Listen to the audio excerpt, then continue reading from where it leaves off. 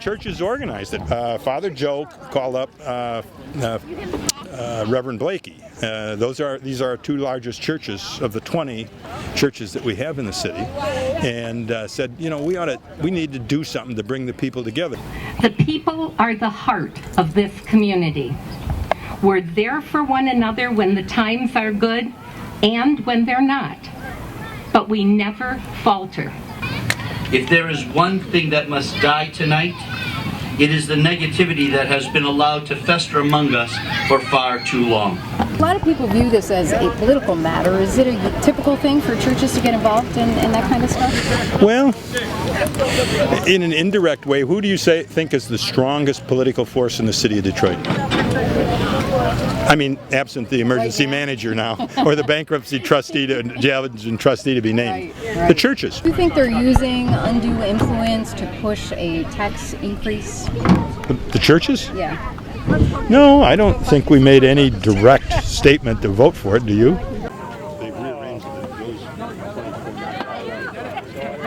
How do you feel about the tax increase request?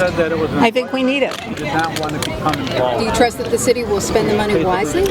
From what I've heard, Mrs. Parker and the rest of the officials, I think they will. They've got a fund set up for that, and I don't think anybody could touch it other than to use it for the millage.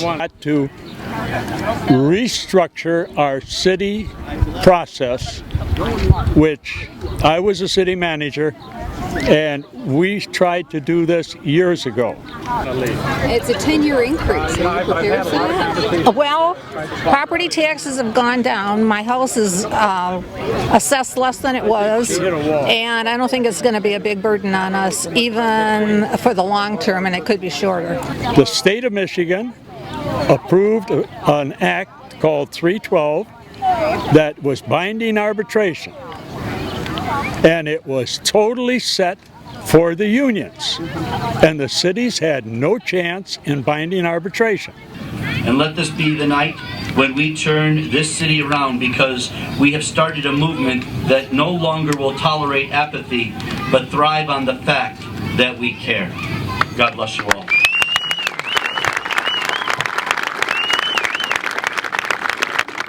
Just a reminder that there are desserts.